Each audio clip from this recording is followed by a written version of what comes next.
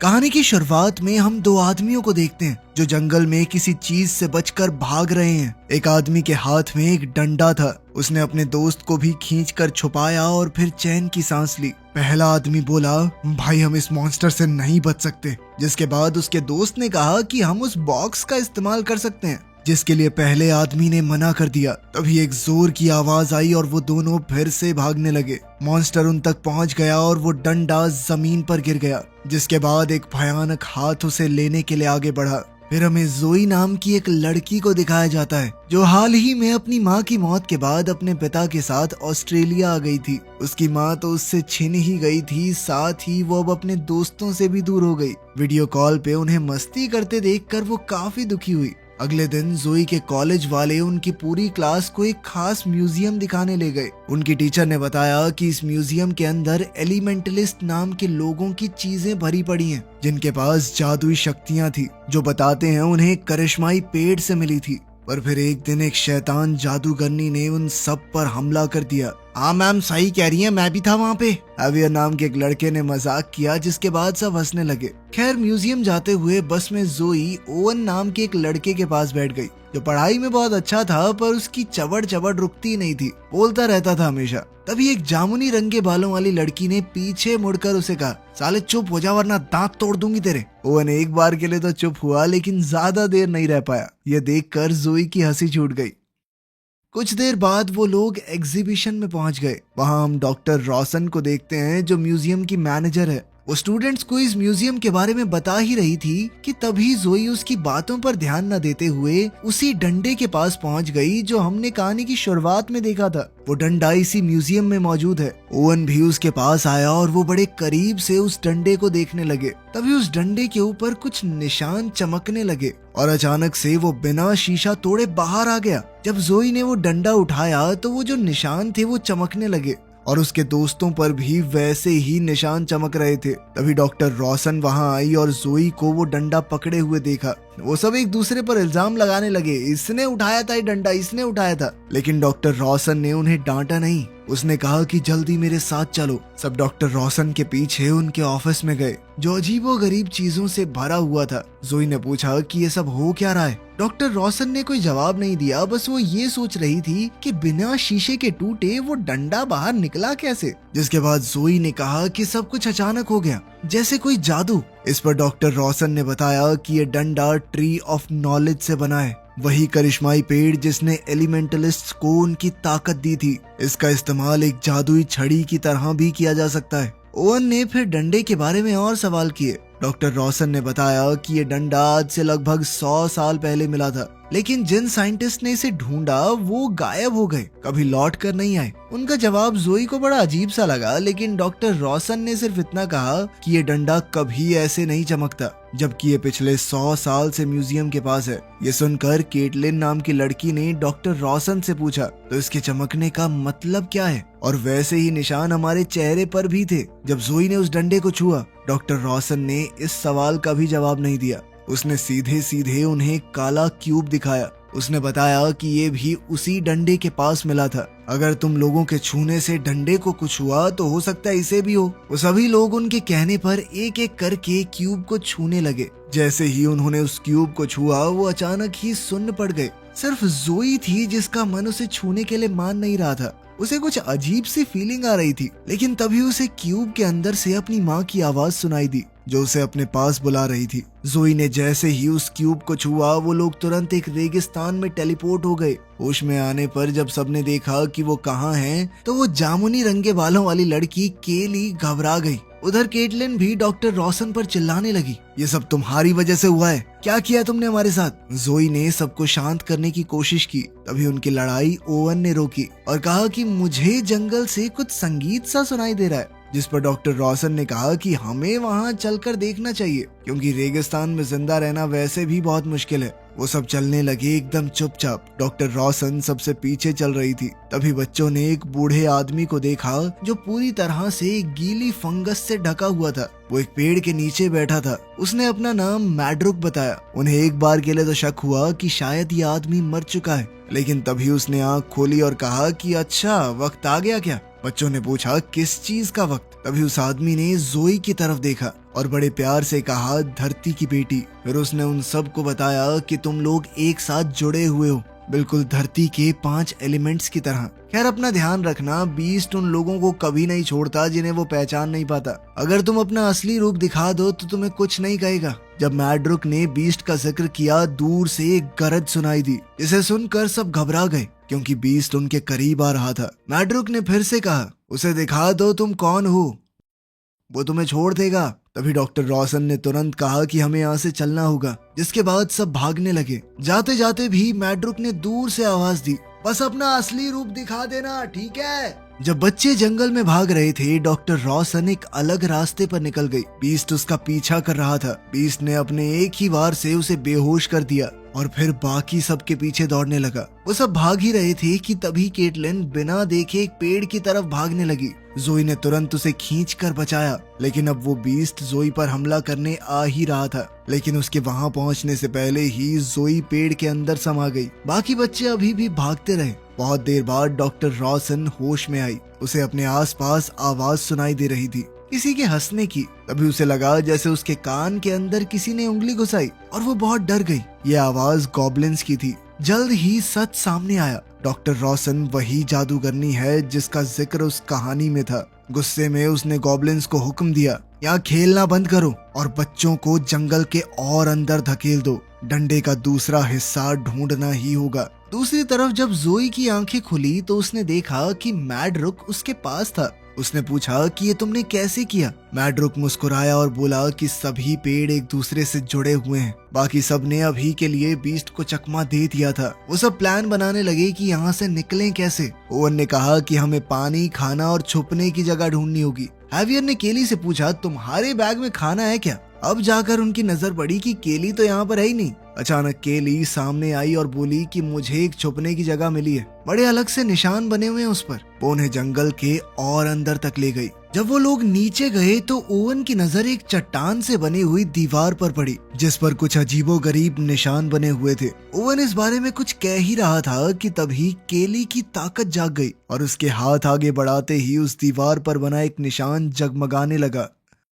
उधर मैड्रुक ने जोई से कहा कि तुम धरती से जुड़ी हुई एक जादूगरनी हो। अगर तुम चाहो तो नेचर को कंट्रोल कर सकती हो और किसी और की बीमारी या चोट को ठीक करने की ताकत भी है तुम्हारे पास। फिर उसने बताया कि मैं हमेशा से यहीं रहता हूँ, लेकिन फिर एक दिन वो जादूगरनी आ गई। वो जादूगरनी दरअसल ट्री ऑफ नॉलेज की असली रखवाली है। उसका काम था इस पेड़ की रक्षा करना। जब यहाँ के इलाके में एक बीमारी फैल गई तो जादूगरनी एलिमेंटलिस्ट के पास गई थी ताकि लोगों को बचा सके। जब उसे पता चला कि उस पेड़ के अंदर सबको बचाने की ताकत है तो वो उस पेड़ की ताकत को अपने अंदर खींचने लगी। शुरुआत में तो सब सही था, लेकिन फिर उसके मन में लालच आ गया कि वो उस पेड़ की शक्ति को हासिल करके दुनिया पर राज कर सकती है। उस वक्त हम एलिमेंटलिस्ट को समझ में आया कि हमने बहुत बड़ी गलती कर दी है। मैंने और मेरे कुछ ताकतवर दोस्तों ने मिलकर उस जादूगरनी को हमेशा के लिए पेड़ से दूर कर दिया और तभी से वो जादूगरनी वापस आने की कोशिश कर रही है। मैड्रुक ने उसे बताया कि वो डंडा एक जादुई छड़ी है,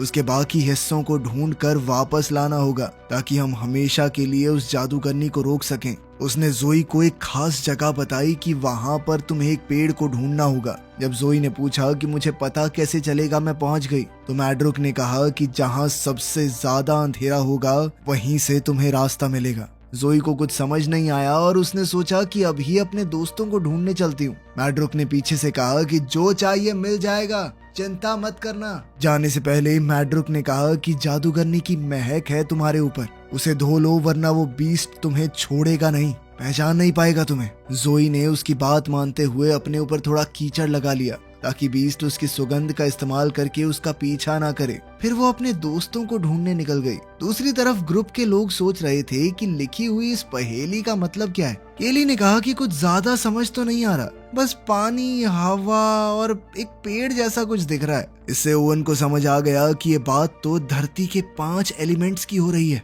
और उसने कहा कि सभी एलिमेंट्स को एक साथ आना पड़ेगा तभी वो आगे जा सकते हैं। जोई अब जंगल में ही थी और अचानक उसने देखा कि बीस्ट बस थोड़ी दूर ही खड़ा है। इससे पहले बीस्ट उसे देख पाता डॉक्टर रॉसन ने उसे नीचे खींच लिया। जोई तुरंत डॉक्टर रॉसन से गले लग गई और मैड्रुक से हुई बातें बताने लगी। पता है, मुझे एक बूढ़ा आदमी मिला, उसने मुझे बताया कि एक जादूगरनी बहुत गंदी ये शब्द उसके मुंह से सुनकर डॉक्टर रॉसन को गुस्सा आ गया। उसने खुद बताया कि मैं ही वो जादूगरनी हूँ, गंदी जादूगरनी। और उस हरे बुड्ढे ने जो कुछ कहा ना तुमसे झूठ है सब कुछ। मैं तो उस पेड़ की ताकत का इस्तेमाल करके लोगों का भला करना चाहती हूँ, सब कुछ अच्छा करना चाहती हूँ, इसीलिए तो तुम सबको यहाँ पर लाई हूँ। जोई को उसकी बातों पर शक तो हुआ, पर जादूगरनी ने उसे उसके दोस्तों तक पहुंचने का रास्ता बता दिया। जोई वहां से चल पड़ी और साथ ही जादूगरनी से कहा कि मेरे पीछे मत आना। इसी बीच दूसरे लोग यही समझने की कोशिश कर रहे थे कि आगे कैसे बढ़े। अचानक उन्हें फिर से रखवाले की दहाड़ सुनाई दी और जोई भागकर उनके पास आ गई। केली उसे जल्दी से पथरीली दीवार के पास ले गई।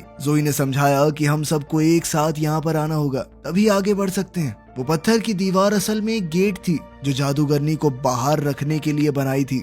सबने जोई की बात मानी और अपना हाथ दीवार पर रखा। तभी वो अजीबोगरीब से निशान चमकने लगे और वो सभी लोग वुडलैंड में पहुंच गए। वहां जोई ने उसे बताया कि मैड्रुक ने दरअसल उसे डंडे का दूसरा हिस्सा ढूंढने को कहा है। जोई ने सबको बताया कि हम सब के अंदर से जादूगरनी की बू आ रही है, इसी वजह से वो खतरनाक सा जीव हमारे पीछे पड़ा है। उसने सबको कहा कि अपने ऊपर थोड़ी मिट्टी लगा लो। अब मिट्टी लगाते लगाते वो सब आपस में कीचड़ से खेलने लगे। लड़ाई तब रुक गई जब जोई को एक परी के रोने की आवाज सुनाई दी। वो उनसे थोड़ा दूर ही बैठी हुई थी। वो जख्मी थी तो जोई ने अपनी ताकत का इस्तेमाल करके उसे ठीक कर दिया, जिसके बाद वो परी तुरंत वहां से उड़ गई। जोई ने सबको बताया कि हमें डंडे का दूसरा हिस्सा और वो पेड़ ढूंढना ही पड़ेगा, क्योंकि वही तरीका है दुनिया को बचाने का। वो लोग एक लंबे रास्ते को पार करते हुए बहुत थक चुके थे। जल्द ही वो एक चौराहे पर पहुंचे जहां से कई रास्ते जाते थे, लेकिन फिर अचानक अजीब से काले कपड़े पहने एक आदमी वहां आ गया। उसने बताया कि वो इस चौराहे का कीपर है, उसकी मर्जी के बिना कोई यहाँ से नहीं जा सकता।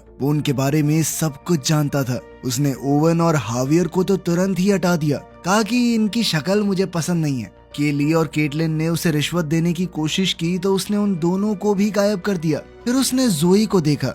जोई ने कहा कि मुझे आगे जाने दो, बदले में मैं तुम्हें अपनी माँ का दिया हुआ ये ब्रेसलेट दे रही हूँ, ये उनकी आखिरी निशानी है मेरे पास। कीपर को उसकी नीयत साफ लगी, उसने कोई चालाकी करने की कोशिश नहीं की कीपर के साथ, तो उसने जोई के लिए गेट खोल दिया। लेकिन उस बेवकूफ कीपर ने गलती से वो पोर्टल हैवियर के पास जाने के लिए खोल दिया था, ना कि उस करिश्माई पेड़ के लिए।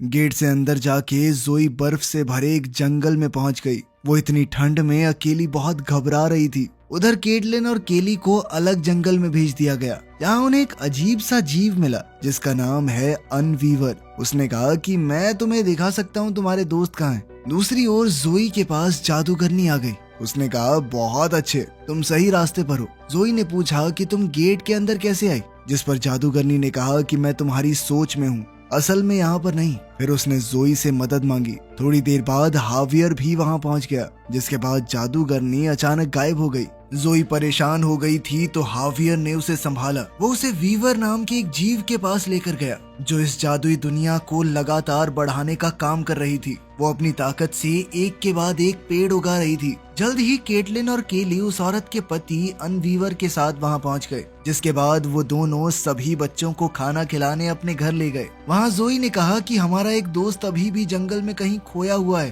तो मिसेस वीवर ने अपने जादू से उन्हें ओवन दिखाया, जो एक दीवार पर बनी पहेली को देख रहा था।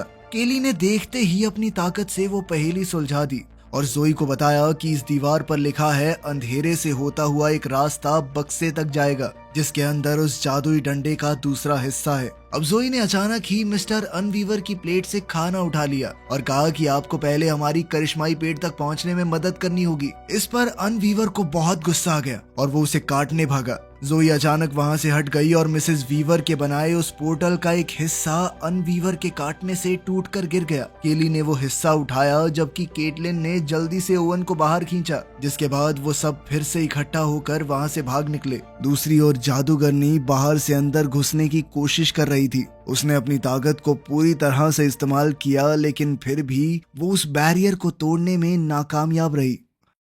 जोई अब थक कर परेशान हो चुकी थी। उसने कहा कि हम कभी नहीं यहाँ से बचकर निकल पाएंगे। तभी अचानक उसके नीचे की जमीन उसे निगलने लगी। तभी जादूगर ने उसे दिखाई दी और उसने कहा कि नीचे अंधेरा है, वहां जाओ।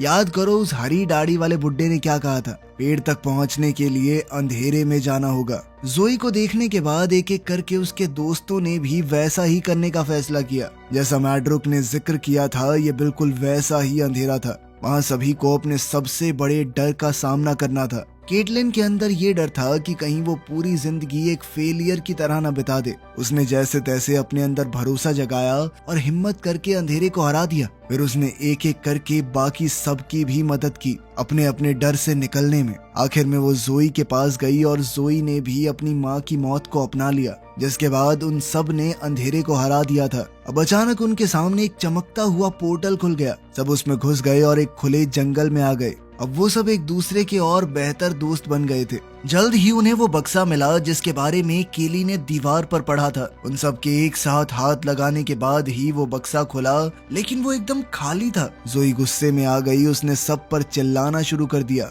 तभी केटलिन ने देखा कि जोई के आसपास एक परछाई घूम रही है और फिर असली जादूगरनी सामने आ गई। जोई को छोड़कर बाकी चारों के होश उड़ गए जब उन्होंने देखा कि वो कोई और नहीं बल्कि डॉक्टर रॉसन ही है। जोई को समझ नहीं आ रहा था कि वो मैड्रुक पर विश्वास करे या जादूगरनी के ऊपर। आखिर में उसने फैसला किया कि अभी चुनने की जरूरत नहीं है, पहले उस डंडे का बचा खुचा हिस्सा हासिल करूंगी, फिर वो पेड़ को ढूंढने के बाद ही फैसला करेगी। जादूगरनी ने उन्हें बताया कि डंडे का वो आखिरी हिस्सा उसे पेड़ के पास पहुंचा सकता है और फिर मैं दुनिया में सबकी परेशानियां ठीक कर दूंगी। केली को जादूगरनी की बातों पर विश्वास नहीं हो रहा था, इसीलिए उसने पोर्टल के टूटे हिस्सों का इस्तेमाल करके रखवाले को वहां बुला लिया। वही खूंखार बीस्ट जो शुरुआत में उनका पीछा कर रहा था। अब जादूगरनी रखवाले से लड़ने लग गई और बाकी सब पोर्टल का इस्तेमाल करके वहां से भाग गए। जल्द ही उन्हें रखवाले की दहाड़ सुनाई दी और वो सब घबरा गए। तभी वही परी वापस आई जिसकी जोई ने मदद की थी। उसने जोई को बताया कि वो रखवाला धरती से बना है, मतलब वो अपनी शक्तियों का इस्तेमाल करके उसे शांत कर सकती है। जोई ने बिल्कुल ऐसा ही किया। उसने अपनी ताकत का इस्तेमाल करके रखवाले को एकदम शांत कर दिया। उसने देखा कि इसके पेट में कुछ चुभा हुआ है। जोई ने जैसे उसे बाहर निकाला तो वो समझ गई कि यही उस डंडे का ऊपर वाला हिस्सा है। अपनी ताकत का ज्यादा इस्तेमाल करने के बाद जोई कमजोर होकर नीचे गिर पड़ी और साथ ही वो रखवाला भी और उसके दोस्त उसकी मदद करने के लिए आगे बढ़े। थोड़ी देर बाद जादूगरनी फिर वहां आ गई और डंडे का दूसरा हिस्सा मांगने लगी।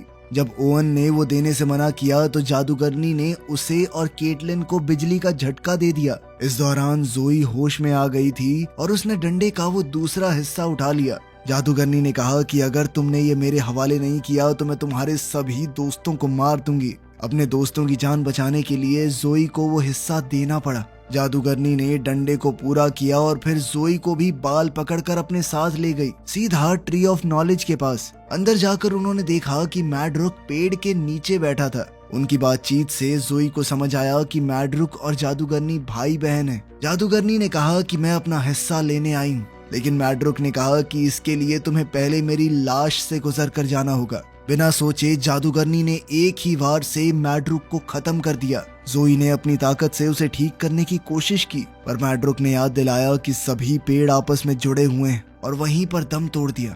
मैड्रुक के जाने के बाद जादूगरनी ने जोई से कहा कि इस डंडे को पेड़ से जोड़ दो। जोई ने उसकी बात ना मानते हुए पेड़ को तबाह कर दिया। पेड़ के पूरी तरह टूटने से पहले जादूगरनी पेड़ के अंदर चली गई और फिर जबरदस्त धमाका हुआ। जोई तुरंत अपने दोस्तों के पास गई और कहा कि अपने हाथ जमीन पर रखो, हमें उस पेड़ को वापस जिंदा करना है। उनकी शक्तियों से एक छोटा सा पौधा वहां उग गया तो जादूगरनी भी मारी गई और पेड़ को एक नई जिंदगी भी मिल गई। उन सब ने मिलकर दुनिया को तबाह होने से बचा लिया था। वीडियो पसंद आई तो लाइक कर देना, चैनल को सब्सक्राइब कर लेना। मिलते हैं अगली वीडियो में।